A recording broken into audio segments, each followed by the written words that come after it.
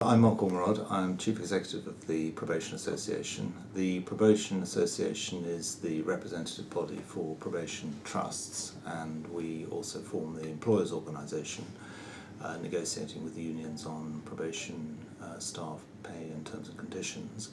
And we also have a role in trying to influence government and other key stakeholders on the development of probation policy.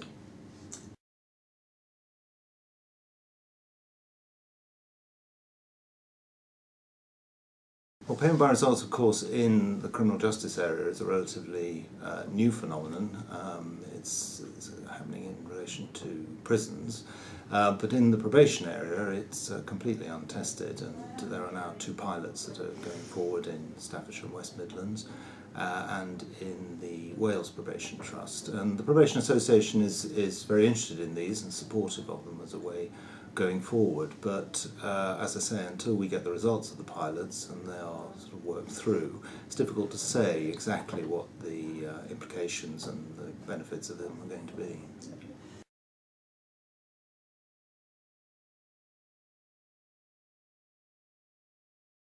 I think for probation trusts there is a considerable incentive in having a more deregulated environment in which to operate. One of the features of the probation setup, which trusts often comment on, is the amount of regulation that comes from government in which they operate.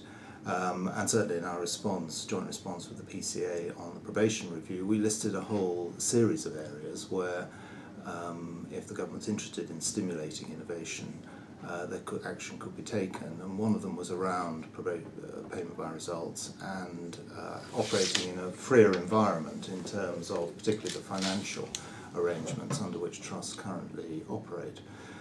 So I think that is an incentive for trusts.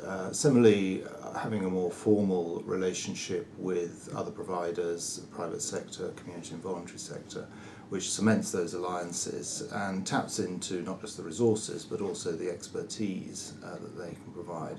So all of this, developing different structures, financial structures, and freer way of operating together with a formal relationship with other bodies, I think provides a good incentive for probation trusts.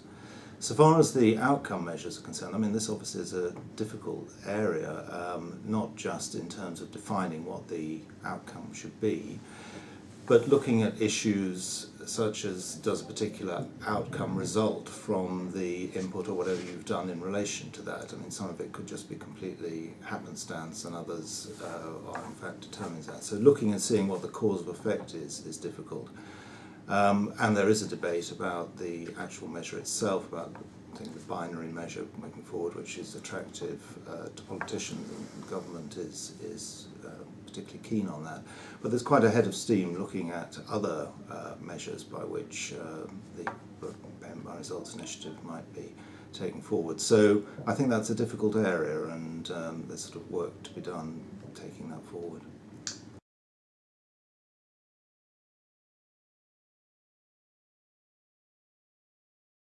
I think I've referred to some of these already. I mean, I think there's obviously a potential for improving services, operating in a more creative and innovative way, improving services and thereby reducing offending, and also strengthening the alliances with other organisations.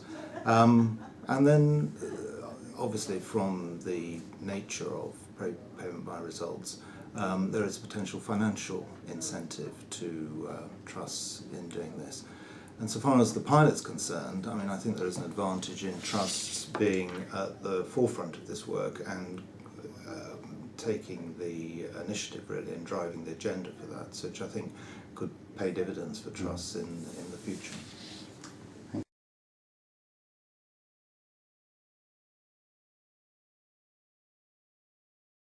I think one of the potential disadvantages here, is whether this is something that is going to form a permanent feature of the landscape. There's quite a succession of initiatives that are taken which, for various reasons, don't persist, and these pilots that are run for 4 years, they haven't started yet.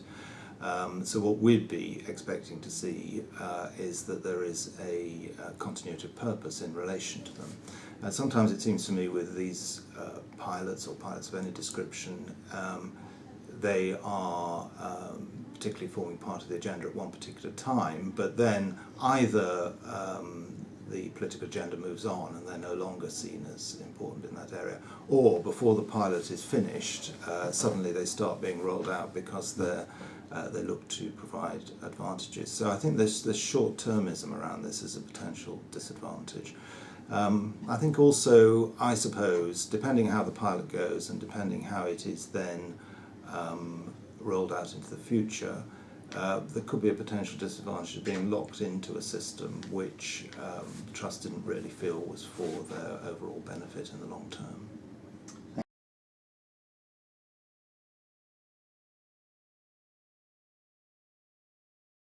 The government's obviously very interested in this area, as we've seen in other reforms of public services. And as I say, there are other elements of it in the criminal justice system. I think 3 years is a short period when you're looking at these pilots of whether they would be replicated elsewhere in the probation service. What we're looking for is a continuity of purpose through the pilots and seeing them through, assuming they get off the ground. And so I think 3 years is quite a short timescale for saying that they would be a feature of the probation service in a widespread way. I've come relatively new to probation, and it seems to me that there have been an awful lot of initiatives and chopping and changing in relation to what is delivered here. And what we've proposed in the response to the probation review with the PCA is that really the way forward here is local commissioning with probation trusts, of which PBR could play a part in the future. And that for us is an important element of changing the landscape and providing some continuity in terms of and stability for trusts to develop.